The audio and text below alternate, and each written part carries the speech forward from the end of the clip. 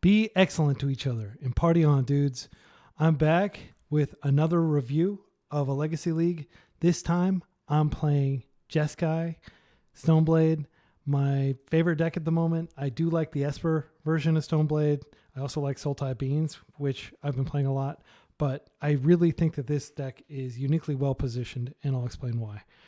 First of all, Narset is so powerful with stopping combo decks. Cards like Stoneblade, Stoneforge Mystic are resistant to Bowmasters, and being able to just get a Kaldra and put it into play on turn 3 is something that is powerful enough in Legacy, in my opinion. The ability to also get something you can pitch to Force, or you can go wide if you're playing against, say, a deck with Maze of Ith in it, like you're playing against lands or something. Also, I love Dress Down, and you'll see throughout this league that I use it quite a bit, including dressing down a lot of Bowmaster triggers, brainstorming with Bowmasters on the table thanks to Dress Down, and of course clearing a ton of constructs. That is the name of the game, keeping those constructs out of play. So let's get to the games. Just a couple quick notes about my sideboard. I appreciate the feedback from the people in the Stoneblade Discord, many of whom recommended that I go through my sideboard decisions. I'm just going to talk about my sideboard real quick, and then I'll talk about it in between matches, how I think I sideboarded. Unfortunately, in the replays, you can't actually show how you sideboarded. So I categorize these cards as hateful permanents, and you could definitely put this in a hateful permanent, Deafening Silence. Cheap interaction that can be flashed back with Snapcaster. All these cards are extremely powerful, especially when you can cast them a second time, and just hammers in certain matchups.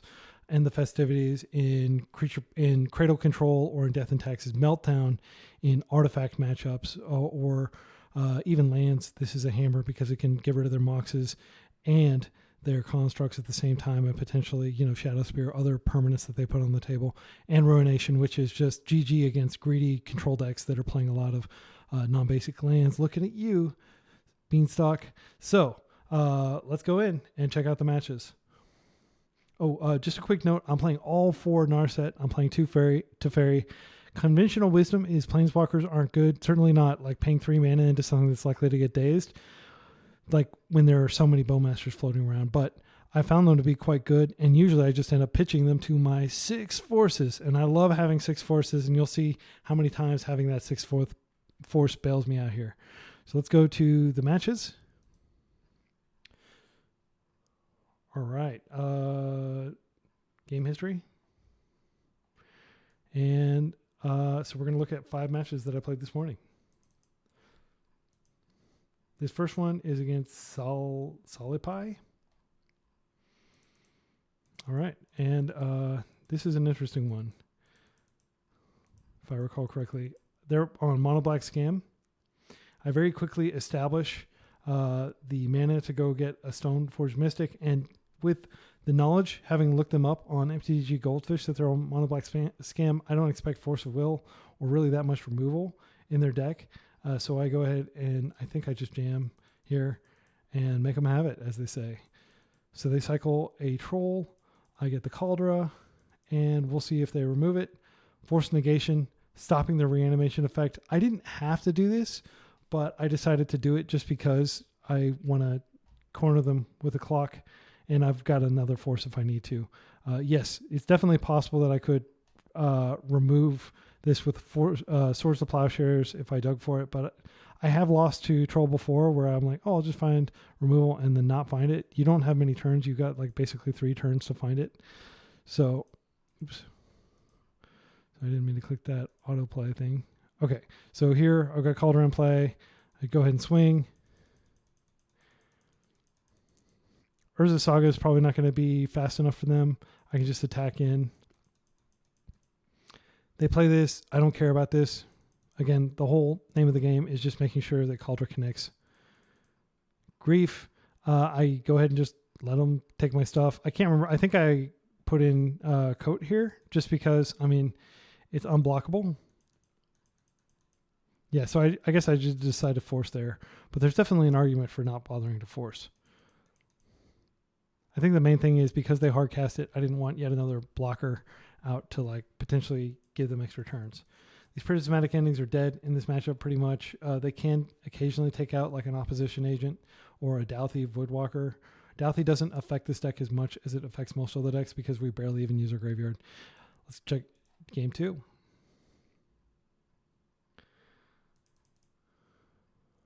Right, so here we go with, this is probably a mulligan, but seeing how difficult it is for them to deal with a Kaldra token in play, and the fact that I can essentially keep my Stoneforge alive to ensure that Kaldra does come into play, I decided, let's go ahead and keep this. Now, they did show me opposition agent, so I'm going to proactively fetch. Basically, as soon as I can, I'm going to start fetching. And I'm just going to fetch in little windows, like right there, I fetch. Pithing Needle, choosing Prismatic Vista, which is an apt name. I don't know why they didn't choose Stoneforge Mystic here. That is the card that they should have chosen, for sure. And they get punished. Stoneforge comes down, they respond, Dark Ritual into opposition agent. This is an obvious force because I do want to get my equipment. I don't want to give them, for example, a card like Cryptic Coat. And it's technically a 2-for-2 because they did Dark Ritual.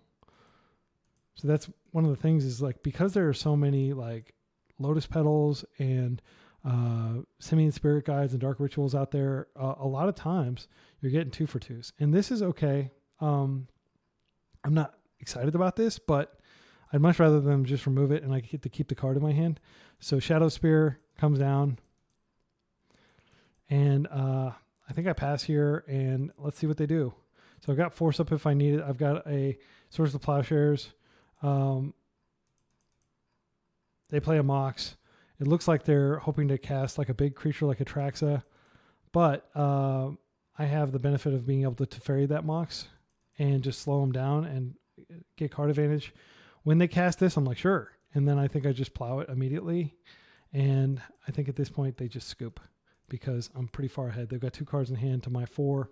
And I've, got Teferi on the table, which stops them from being able to like instant speed Bowmaster and things like that. Probably a premature concession. And by the way I boarded there, let me just show you. We go back over here. The way I board in this matchup is I think I just brought in Containment Priest. Even though it's like they probably just play 4 reanimation effects, you can still potentially surprise them and exile one of their trolls or something like that for value. And I think that's all I brought in. I don't think I brought in Surgical. I will bring in Surgical in the matchups where they have 8 reanimation effects, like Rescaminator runs 8, and I do think it's worth bringing Surgical in. And I didn't bring anything else in this matchup. And I think all I cut was, I probably cut 2 Narset because it's really dead against their deck. Their deck is kind of glass cannony and it doesn't really refill. It does have a little bit more reach with cards like Urza Saga, in my opinion. But I still don't think it's necessary to bring anything else in. Okay, let's go back to the matches. Match 2. This is an interesting one because there's a glitch. MTGO just updated, and you'll see the glitch in a moment. And this glitch, like, practically cost me the match. So I would have filed for reimbursement. I might still do that. Okay, so Chrome Mox comes down. I'm just going to put this back over here. We don't really care about that. So they're going to immediately pitch a very scary card, Caves of Chaos Adventurer. So they're up to no good. That much is obvious. Question is, are they on mono red or are they on like a dedicated initiative deck? And it's starting to look like they're on initiative, definitely with that white mana. So here they cast Fable. And I think Fable is a very strong card. I think the natural pitch here is probably Force of Negation pitching Narset. And that's what I do.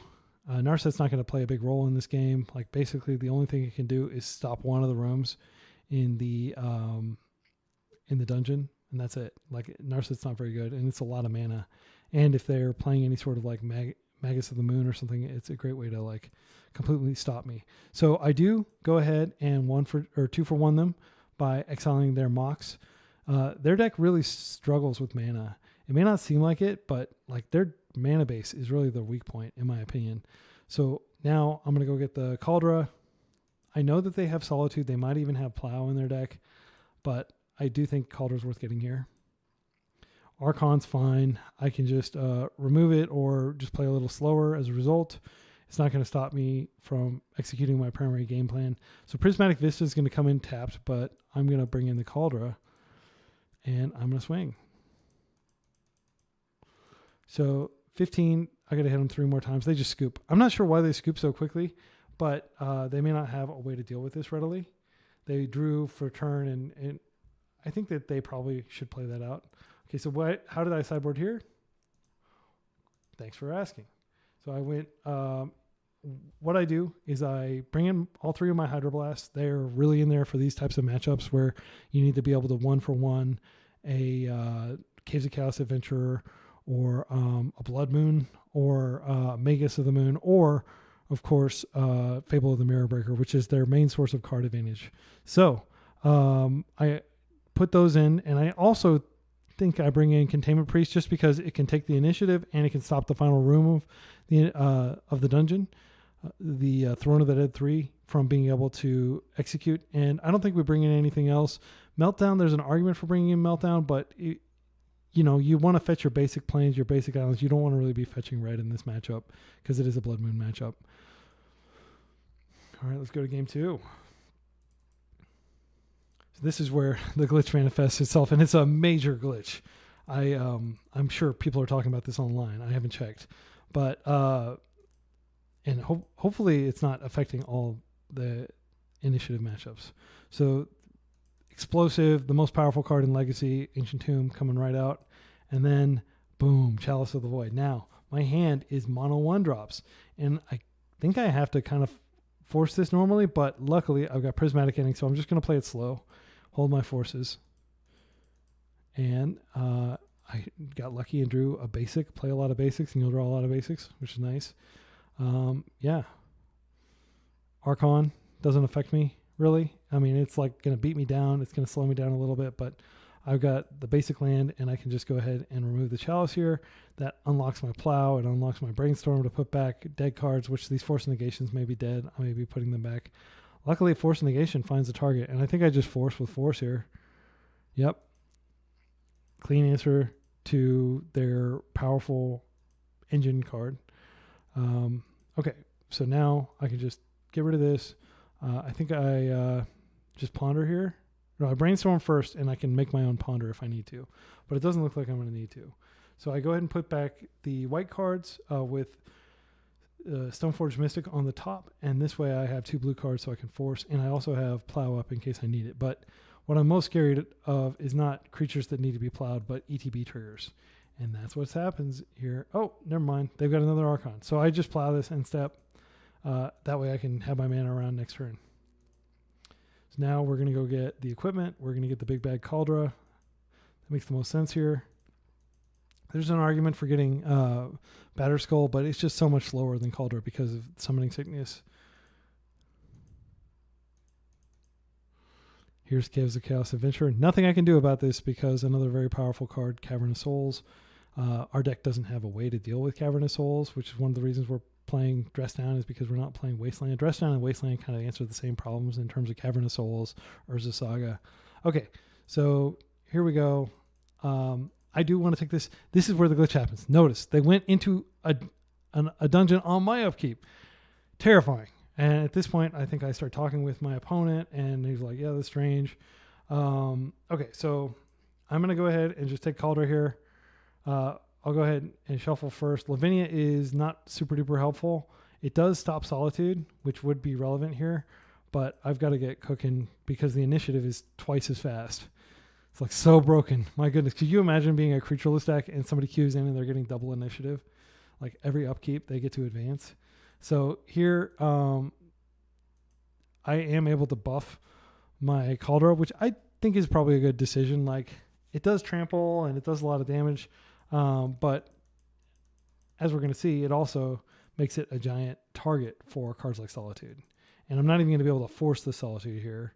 Anointed Peacekeeper. I make a misplay. This is the biggest misplay of the series. And I forget that, like, oh, this is also a human. And it can't be countered. And I pitch my force. So not that it would have really mattered, though, because they're so far ahead, especially now that they've got this menace token. I'm just dead on the backswing, basically, and they're about to enter the throne. So again, you can't really extrapolate what this matchup is from this because they're getting a massive boost from the initiative being broken right now. Like, I think without the initiative being broken, that definitely is better for me because there's no way they would have gotten to the throne in time. But they did get to the throne. They exiled my creature, and like I don't think there's a single card that I can draw to get me out of this. Even Snapcaster for force, and I just draw a land. Okay, so no need to change the sideboard in between. Just jump right in. See if we can win game 3. So I throw back a more reactive hand. This hand is good because it's got Stoneforge Mystic. I just need to find a plains. So I'm going to ponder to try to find a plains. I put back my other island. Really, I just need 2 lands to play this game. I need a plains and I need a island. And then, so I shuffle here, don't get rewarded, but there's a chance that I'll draw it next turn. In worst case scenario, this does slow down the arrival. But I've got this Cryptic Coat, and I don't know that I'm going to draw plains. I could be trapped under this chalice, so I do opt to go ahead and force this. And I pitch Cryptic Coat. So now, let's see if I have to ponder again or if I get lucky and get a plains. So I'm going to ponder again. This time there are 2 plains. So I think what I do, in retrospect, the correct thing to do is put the Strand on top and keep the Snapcaster in hand in case I really need it. Because this 3rd land doesn't even matter. But I think what I do, just because I'm so greedy for land drops, it's a habit I'm trying to get over. I think I do put the Strand in hand instead of the Snapcaster Mage, so I can go ahead and play it out. Yeah, and one advantage to that is it does get ahead of Blood Moon. Like, if they were to Blood Moon me here, that'd be pretty catastrophic. They've got 1 land in play. What's the worst that could happen, right? Against their extremely explosive deck. But unfortunately, they have caverns. Oh, they don't have a play. So I was unpunished by my greed of going ahead and playing the Strand. I wasn't rewarded in that they didn't cast a Magus of the Moon or a Blood Moon, but okay, here we go. So I'm back in the driver's seat. They're going to try to remove this. Even if they remove it, yeah, I think I'm like, okay, you think this is worth 2-for-1ing yourself? I'll 2-for-1 myself to stop it. And here they come with the initiative. And again, it's going to double trigger. Oh my goodness. So this game is very similar to the first game. There's not really any difference other than the fact that I've got barely any cards in my hand because I had a mulligan. So I could definitely have plowed first, but check this out. I'm able to swing, take the initiative, take the plains, and then plow. So just to put things in context, there's an incredible debilitating bug on MTGO that is making the initiative way stronger than it should be, and I'm still managing to hold my own. So at this point, I go ahead and I don't care really about buffing this up. It's going to take about the same number of connections anyway. So I go ahead and let's take a look at the top cards, and I find Brainstorm, which I don't really care about. Brazen Borrower, though, is good. So I think I scribe Brainstorm to the bottom, and I keep Borrower on top just because that's tempo. It's an additional attacker. It flies to steal the initiative, and they don't have a solution, so they scoop. Match 3. This one is pretty exciting. All right, so I start. This is an okay hand. I think I Googled my opponent, and I thought they were on Reanimator. So I'm like, can this beat Reanimator? I think a hand, this is like an Island Ponder keep hand. I think I could keep this. Yeah, and knowing what they end up playing, this ends up being an amazing hand. So ponder here. We definitely don't want to draw the Kaldra. We do want to get the Vista, so I think I just go Borrower, so I have a pitch, because that's probably the most pitchable card here, and then Prismatic Vista. Okay, so I actually drew the Prismatic Vista first. Again, there's no reason to draw that first. I don't think they're going to be surgicaling me turn 0 or anything like that. That's going to mess up my pile. I should have taken the blue card first. This is problematic because they could potentially needle Prismatic Vista or something like that if they saw it in my hand. So the optimal play there, again, was not to do that. So this, unfortunately, they've got a pretty explosive hand, and they're not on Reanimator like I thought. They're on 8-cast. So I go ahead and play out my Stoneforge Mystic. I've already got, there's definitely an argument here to get get a blue card that I can pitch to force, but I actually think with this permanent on the table, Batterskull is going to be better here. All right, Pithing Needle, which I'm going to force because I do want to be able to put stuff into play. Unfortunately, they force back. So the Needle is going to stand, and my Stoneforge Mystic is not going to do it very much this game, other than it already got me a card, which is nice. Here, they're casting Kappa Cannoneer, brutal card, and they've got, boom, 9 power, probably 11 power next turn. I draw a land, which is basically a brick. And I don't really have a choice here other than to, I'd love to save Dress Down for Urza Saga's tokens, but I'm so desperate that I think I have to just play it out here next turn and chump. No, I just play it out. Yeah, I play it out in my end step so that their creatures can't grow. This becomes blockable. And this is Desperation Incarnate. I can't put my Batterskull into play. I can't put my Kaldra into play. They chalice for 2, so I just play this out as a freaking chump blocker. I mean, it's pathetic. I'm just trying desperately to cling to life. I do keep my Stoneforge Mystic because 1 out is potentially removing that, but it's never going to happen. Like, I'm so far behind. Game 2. Okay, so the way I sideboard here, let me just show you. So in this situation, Pyroblast comes in. I took out 4 Ponders.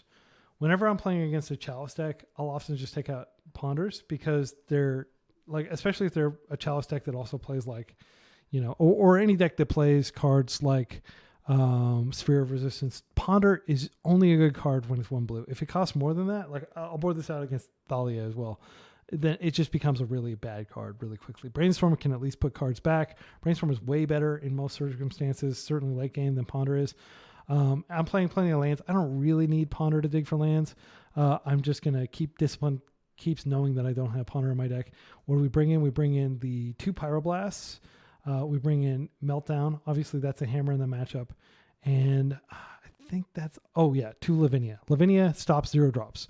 And it also shuts out their Force of Wills and can kind of screw with them like they may not have a lot of lands. They may have a lot of artifact mana. So Lavinia is good too. So I brought in those 5 cards. 2 Lavinias, 2 Pyroblasts, 1 Meltdown. And in addition to taking out the Prismatic Ending, the Ponders, I think I took out one of the Force Negations. I mean, their most scary stuff is generally creature cards. Like we saw that game. I'm not as worried about their permanence. I mean, it's definitely nice to be able to stop, for example, a Chalice of the Void. But going down 2 cards to stop it when you've also got Prismatic Ending, Teferi, and Brazen Borrower in your deck, maybe not worth it usually. I mean, situationally, it can be worth it. But okay, so I had to put back a hand that doesn't have enough mana. Again, I don't have Ponder in my deck, so I have to just kind of keep what I keep. The card I'm putting back is Snapcaster. That's a late game card. It's worse than Narset. Narset does shut off a significant number of the cards in their deck, even though they do have attackers to kill Narset. I still consider it a really strong card in the matchup. So they're going to go off here. Look at that. Boom. So much mana, so much Thoughtcast, turn 1. Okay, I'm not going to force a turn 1 Thoughtcast as much as I'd like to. So here, I'm going to go ahead and Brainstorm. I can put back this mountain that doesn't really do anything. I can also probably put back one of these Force of Wills. It's not going to do much. Also note that there's no way that I can cast Narset because of the basic heavy mana base. This is the downside of playing a basic mountain. If this were any other land in my deck, I would be able to cast Narset here, which would be great, but I can't. So I just put back Narset. And now I'm basically forced to Brainstorm, hoping to unlock myself. And thankfully, I do unlock myself with this Flooded Strand. I think the natural thing to do is put back the 2 basics and get ready to go get like a Volcanic Island or something. They're not playing any land disruption in their deck, I don't think. All right, what's it going to be?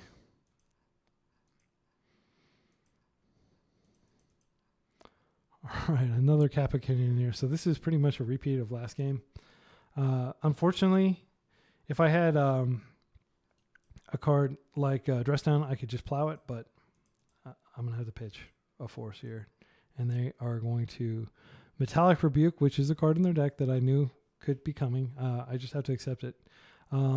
Kappa Cannoneer, So I have to ask the question, is Narset going to be more powerful than Kappa Cannoneer? And I don't think it is. So I just let it go.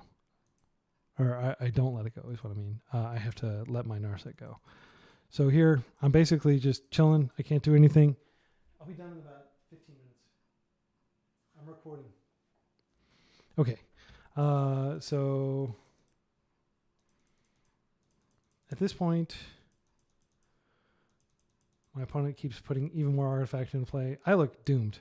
Like, I've got basically nothing, an extremely reactive hand. Who knows what they have in hand? 6 cards, 5 cards. They've got tons of mana out. And I'm top-touching lands that I don't need. It's pretty embarrassing, right?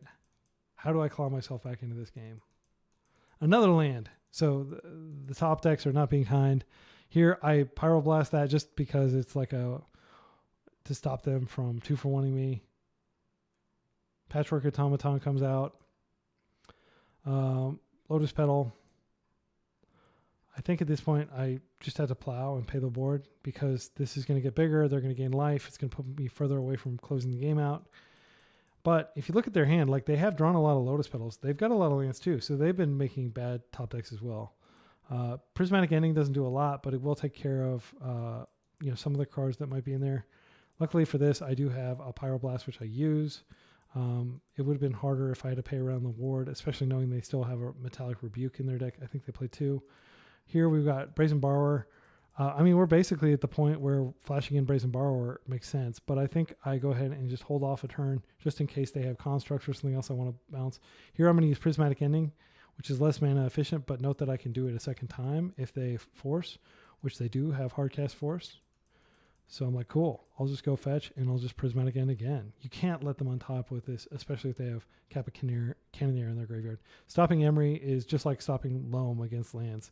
Like against 8 cast, you always stop Emery. That is the main way that you die, other than just getting aggroed out. They grind you out with card advantage if they're able to get that. I'm very happy to see this dress down. For whatever reason, they haven't drawn any sagas, which they're probably complaining about over on their side of the world. Dismember is fine. I'm not going to do anything. That's a tasty Brainstorm that I got there. Snapcaster is amazing. Snapcaster comes in. I'm going to buy some value, but they force. I'm not going to pitch my dress down to force just to get that through. Stoneforge comes in. Cryptic Coat. I'm just going to go ahead and play it. Get the beats. This is an unblockable 3-2, right? And I got another Stoneforge Mystic behind it if I need it. And at this point, they scoop. I have no idea what's in their hand, but I'm guessing it's a lot of artifacts that don't do anything. I don't know. They've been playing lands. Okay, game 3. This is a nail biter.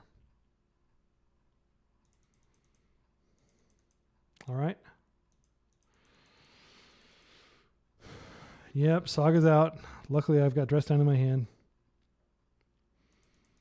And they're going to start buffing the Patchwork Automaton. They start drawing cards. It's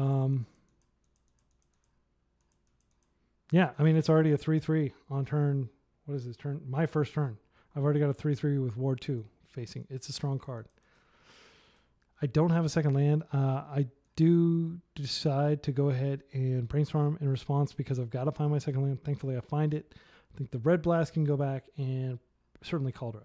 And as soon as I draw Kaldra, I immediately try to formulate a plan for putting it back because Kaldra is not good in the absence of Stoneforge Mystic. That's one of the reasons Brainstorm is particularly powerful in this deck because you can put back your dead equipments and get them back later when you have an enabler in the form of Stoneforge Mystic. So I'm going to go ahead and play out the Prismatic Vista. I don't have anything to do, unfortunately, because this is hard to kill. I am going to fetch to prevent them from needling my Prismatic Vista. Always be aware of that. I haven't failed to do that in a long time, but I have failed a few times in the past.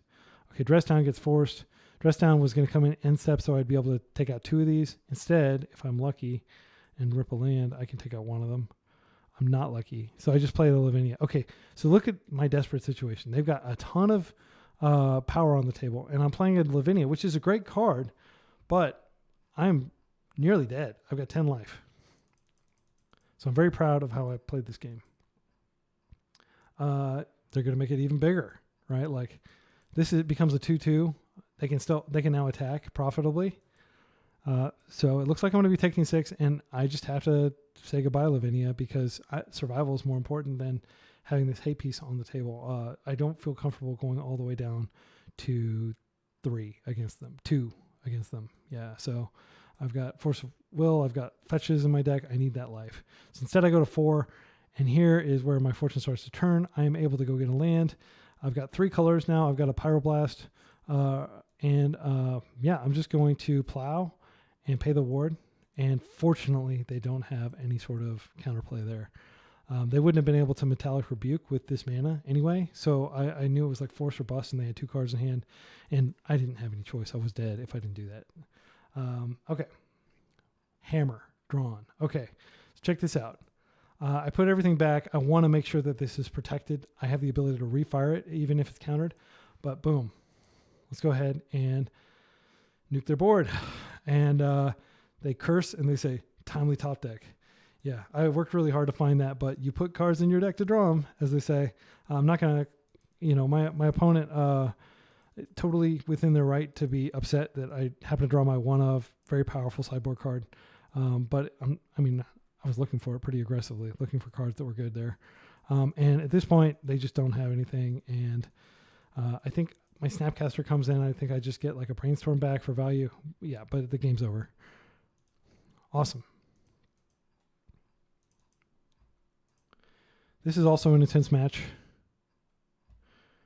This is against Rescaminator. This is probably the most exciting match of the series, in my opinion. It's hard to get more exciting than that last game, but I don't know what they're on. It says they're on something completely different, I think, on MTGO.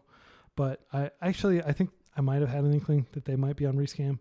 So Rescam's a terrifying deck. One of the reasons I play this deck over Sultai Control is because I have access to Swords of Plowshares, which is really good at removing creatures completely instead of just like putting them in the graveyard where they can be annoyingly reanimated.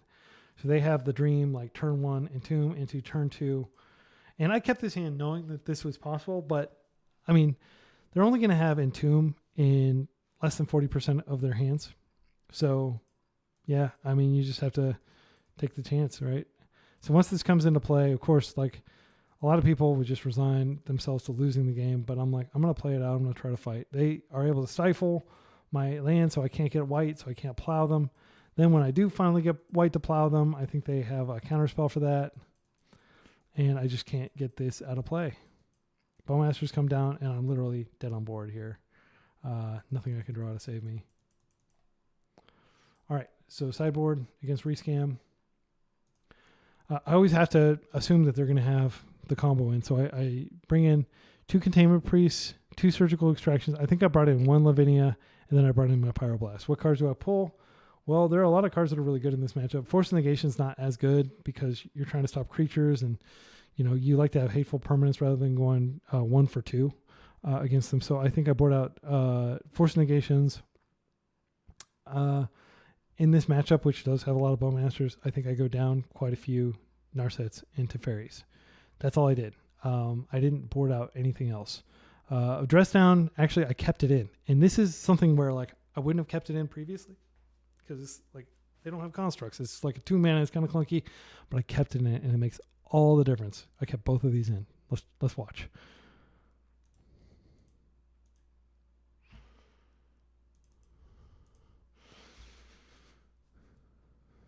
All right. So, of course, I lost, so I get to go first, which is great. I've got Plow in my hand. I've got Brainstorm, but I don't want to keep a hand like this. I mean, it may seem great. Like, how can you throw back that? It's got Stoneforge, it's got everything. This is the nuts. But, like, they have Stifle in their deck. We've established they have Stifle. They have probably 4 days for Stifle, probably at least 3 Wasteland. Usually they play 3, but this deck might be playing 4 because they seem very tempo-y. So this is almost as good a hand. I think we put back the Narset because Borrower does have implications if they are able to reanimate like a troll. It is kind of like a quasi-removal. So I just start with basics. I go ahead and fetch around Stifle during my turn. And here we go. I'm just going to wait. And I know full well that they probably have days in their hand. But I also know, well, I actually, right now, I wait. Okay, we play the land. They Brainstorm, that's fine. They troll. I think it's the next game where I get my Containment Priest days, not here. So here, I'm going to go ahead and flash in Containment Priest. This is why it's powerful. You get this kind of stalemate type situation. And yeah, this is like a force. I think we force pitching Ponder would be good because we do want this Containment Priest in play. It shuts down a lot. It shuts down 8 cards in their deck and the 4 enablers they have in Entomb. So yeah, that's great. Their Troll is exiled. I'm going to pop this out because it's going to keep moving around. Okay. So note, I've got double Dress Down in hand. This might look like a bad hand, but watch what they do. They put a Daze in their graveyard. Good value on that fetch land. Yeah, so they bring in the Bowmasters, and I am able to dress down. And they're not able to do anything. It's great. It's like, it's got to be frustrating from their side of the table that I just draw a card and blank Orcish Bowmasters. But dress down's pretty good against Orcish Bowmasters. Anything that has an ETB, dress down's good against it. So I can bring this in here and just apply pressure end of turn. Now, of course, this dies to Bowmasters. This is not a good card in the Bowmasters matchup, but it does bait the Bowmasters out. So I can swing here, and here they go. And what happens again? Frustration is what happens. Okay, so they're able to Bowmasters on top of my dress down, which sucks. I can't interact with this with Pyroblast, so they are going to successfully kill my Brazen Borrower. So one of those targets that I get to draw a card. I'm actually surprised here that they didn't target my Brazen Borrower because I'm doing a lot of damage to them. But they really want to get this out of the play, so that basically tells me they've got reanimation spells in their hand. So I'm able to brainstorm here, and sure enough, I find a plow. And like, the Containment Priest is obviously important to them, so I'm just going to plow and keep my Containment Priest in, and I'll just stop attacking with it and start attacking with the Brazen Borrowers. So at this point, I've worked through 3 Bowmaster triggers. I'm pretty happy. I was able to get Brainstorm out of my hand, even though normally it's a dead card. So here, Batterskull. And I've got Pyroblast to back it up, and I'm feeling very favored here. They attempt to petty theft this. I would normally just let this happen and bounce it back and recast it, but this also represents a blocker for my own Brazen Borrower because they have plenty of mana, so I do go ahead and burn the Pyroblast here, stop it. And I'm just full tempo mode. Like, I put my cards on the table, I got to see if they can stop them. They ponder, they don't shuffle, they get a ponder, and they ponder again, and then when they see they don't have an out, they scoop. So it felt really good to beat 3 Bowmasters. Can this deck beat Bowmasters? Yes. It's hard, but it can be done. All right. Game 3. I'm not expecting to win this. They're on the play. They ponder. So ponder, I find a cantrip. I don't... I'm keeping this for force and to hide. The fact that I have a land, just in case they like were to grief me and they strip the Brainstorm instead of stripping like Stoneforge Mystic. And I'm not going to play it because I suspect they probably have a Daze. And at this point, Stoneforge Mystic is more important than Containment Priest. The reason why is, let's say I tap out and I play the Stoneforge Mystic. They're going to Daze, and I'm going to go a whole turn cycle without being able to play Containment Priest anyway. And Containment Priest is only good if there's like a reanimation spell on the stack or if there's no way to get rid of it, right? So if it's in my hand when they cast the reanimation spell, they're going to get a Traxxas or whatever back, and I'm just going to sit there like a fool who's tapped out because they played their Stoneforge Mystic. So I almost always flash this in end step unless there's a reason to flash it in sooner. So is this worth pitching a Force 2? I decide not to. I decide to instead protect my my queen, the Stoneforge Mystic, and subsequently the Kaldra token. So I just take that 1 for 2. Luckily, they don't have a second Daze because I don't have another land. And I get the Kaldra. And now I can force to protect my Stoneforge, but I'm not going to stop a Borrower because I'm going to get more value out of this. Also, I can Brainstorm this back. They've tapped out of Bowmaster's mana. So I Brainstorm and put the Kaldra back, and I think I probably put like, I think I put this back because I want to be able to get a second blue. No, I guess I'm going to go get red here. No, I get blue. I should have put this back. That was a misplay. In retrospect, this doesn't belong in my hand if I'm not going to have red mana. It has long-term potential, but that's... Oh, and they do have a second daze. That's sad. So they've effectively stopped it, but the good news is that I do have Snapcaster Mage, and they did tap out a Bowmaster mana, so I can potentially use Snapcaster to get some value. But I just go ahead and opt to get rid of this first. And I'm just playing slow. I mean, it's terrifying to play slow against them because they have such explosive cards, but yeah, what am I going to do? They're pondering. I mean, they've gotten a lot of cantrips this game. There's their Brainstorm. So I'm definitely resigned to losing this game, but I'm going to try my best anyway. Animate Dead. I've got a Plow. I'm just going to end-step Plow. Keep in mind that they've got this chilling that they could be beating me with, but every turn they've just had something better to do. That may change now. They're down to 4 cards. So Snapcaster comes back. I think we just Brainstorm here because we know that Kaldra's on top. We don't want it. We do find a fetch. We put that land back. We can go ahead and grab our Volk. I go ahead and get that around Stifle. They do have the mana. Unfortunately, I didn't have the option with Flooded Strand to get the basic mountain. I would have gotten that. I just wanted to have the red at the ready. So here, I'm just going to plow it as it enters the battlefield. They're going to take one of these random cards that are all functionally similar, and but they're going to know what's in my hand.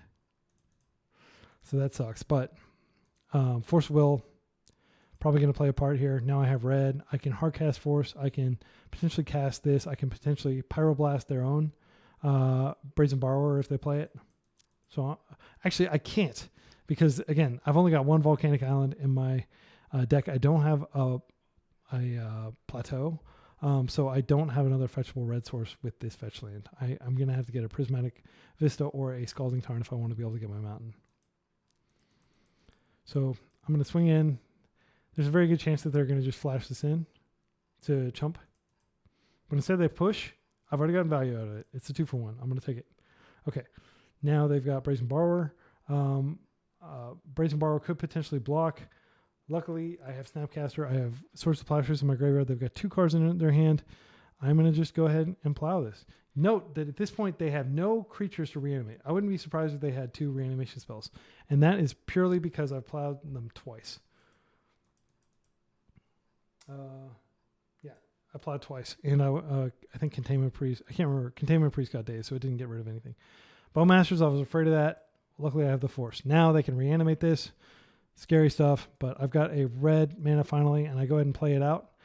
So they know my hand. Perfect information. It's just a question of whether my top decks can beat their top decks. Brainstorm, a pretty damn good top deck.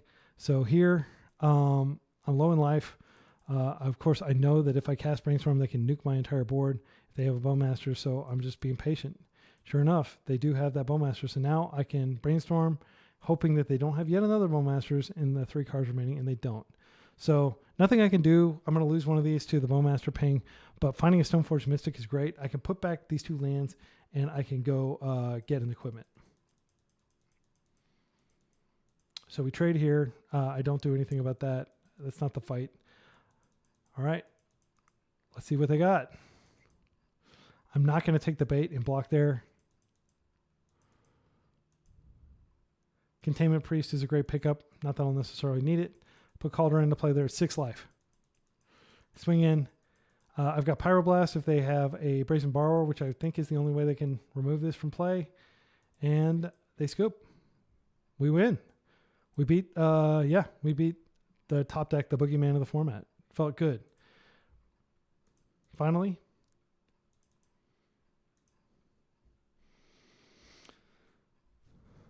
We're going to dive into this deck, which... I mean, this seems like a pretty good hand in terms of like depending on how they start, but you know, Force of Will. I think I looked this person up in this, like everything they've done in the past few months has been Goblins. So I'm pretty sure that they're on Turbo Muxus. So can this beat Turbo Muxus? Not necessarily, right? Like if they open Caverns, I'm screwed.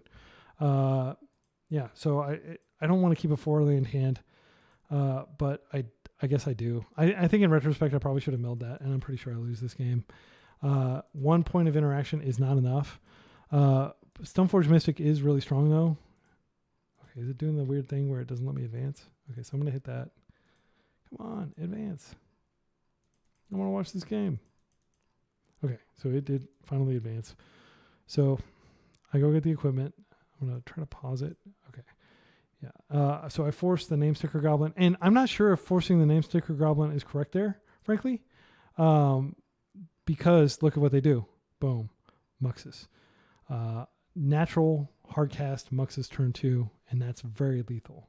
So was I incorrect to stop the name sticker goblin? I think that most likely they would have been able to name sticker. I don't know what else is in their hand, but this was inevitable. I could have potentially forced it the next turn, but who knows what kind of stuff they would have thrown out there. I think it's wise to just go ahead and hope that they don't have this. This is a bad matchup. So fortunately, we do have a lot of tools in our toolbox here in the sideboard, which I'm going to show you.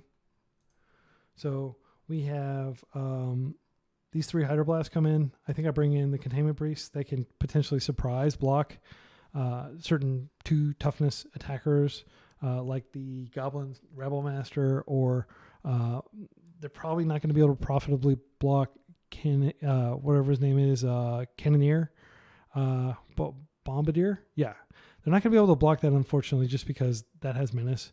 That card's so powerful against us.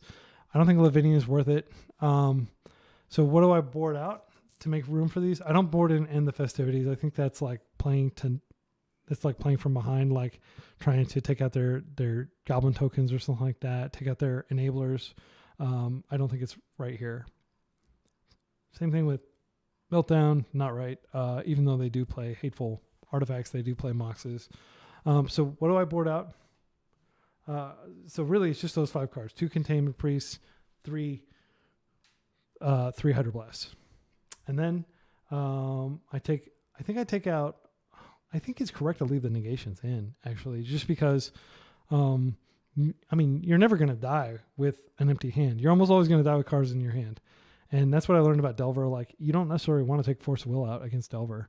Like, if you have, in this deck, you probably do, just because you have so many options. But, like, most decks probably want to keep their forces in against Delver to stop the possibility, like, just like them having an explosive start. So I think the natural thing, Narset does literally nothing in this matchup. So I took out 4 Narset. I think I took out Teferi as well. Yep. And I think I may have boarded in a single Lavinia for game 3. Let's go back to the matches.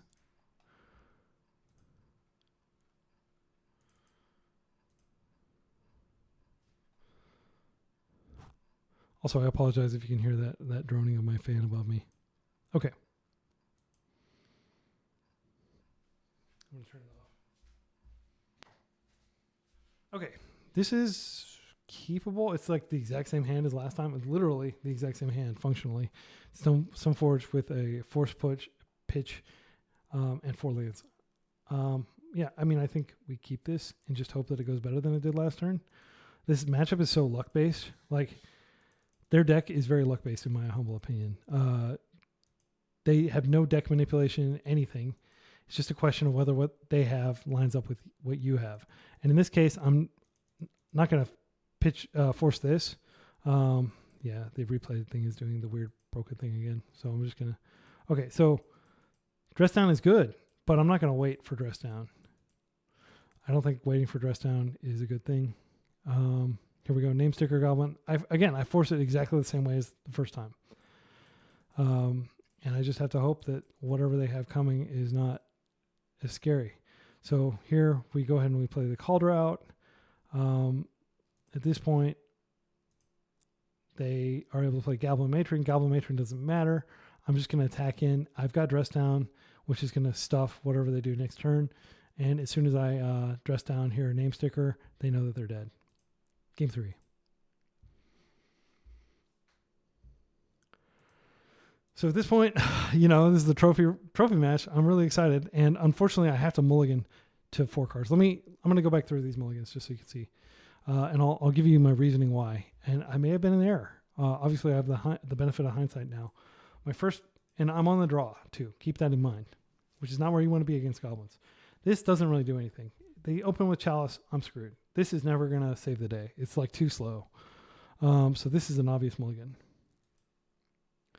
This doesn't have any lands. This is a mulligan. This doesn't really do anything, unfortunately. It's 5 lands, which I can put to act 2 of them, but I still have functionally like 2 removal and no proactivity. And maybe this does get me there, but like any sort of like Goblin Rabble Master or something will easily outscale this. And also this might not even get cast, you know, because they might have Chalice. So I ultimately keep this, and I decide to put back, I think I put back Force of Negation because I don't want to go even farther down on the cards. And I think Snapcaster, so I just put back all my blue cards, and I basically, that way if they Blood Moon me, I still have at least Stoneforge. And on the draw, I'm going to attempt to erase them, really. Like, I don't think I have any better options at this point. It was just like a bad series of hands, and I draw another land, which doesn't really help. So I'm going to go ahead and play out my Prismatic Vista, I think, just so I can ensure that I can get a land if they try to Blood Moon me. Okay. Yeah, the replay thing's kind of broken right now. So they open Battlecry Goblin, and here I think it's right to go ahead and remove it with Prismatic Vista or Prismatic Ending. So I do that. I don't think playing Stoneforge into this is correct. The reason is this card, if they get Sticker Goblin, this is over. Like this Sticker Goblin, and they pump it and they create a bunch of tokens, and you're dead. That's one of the reasons I don't play sweepers in this deck, is because sweepers aren't fast enough to stop goblins. Like there's the Force of Despair, I think, in black, and that is a good card against goblins that costs 0 to sweep the board. You know, if I was on Beanstalk and I had Terminus, which is functionally 0, or 1 mana to cast, if you set it up correctly, I think that's a good sweeper. But I'm not going to play, frankly, bad cards like Supreme Verdict. It just wouldn't matter. Like, even if I got enough mana, if I managed to somehow get to 4 mana, which in this game I do, you know, you're wiping the board, and then they're restocking their board the next turn. And because so many of their creatures generate other creatures, yeah. So here, Bombardiers, I'm like, oh, he's gonna take that out, and he does.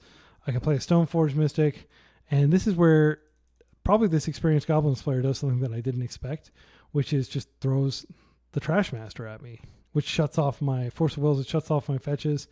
And even though I have this Kaldra in hand, which I can put into play, it doesn't matter. So here, this doesn't matter. I don't really have the mana to play it out. And as long as they see the line, which I can't block that anyway. Yeah, I can't vial this in with Stoneforge and block because it has menace. This card is a menace. My goodness. So that's where we ended. Unfortunately, we didn't get the trophy that last game. Maybe if I hadn't only had to mull once or twice instead of 3 times, I could have gotten it. But I just want to emphasize that, like, I had a blast playing this deck. This deck felt powerful the entire time. Narset is bad in some matchups. No big deal. Just board it out. It's so powerful against unfair decks, and it is, like, often I'm just pitching it to a Force of Will or Force of Negation. I think as crazy as it may seem, having this many 3-drops in a deck, 1, 2, 3, 4, 5, 6, 7, 8, 9, 10, because these are functionally 3-drops, right? Like 10 3-drops in a deck. Like, I think you can still kind of get by with it. So yeah, that's all I have to say. I'm going to keep trying to get some trophies. Look out for that crazy initiative bug in case or maybe you want to play initiative and capitalize on it. I don't think that's ethical, but if you're trying to get trophies, I guess go for it. Until next time, be excellent to one another and party on, dudes.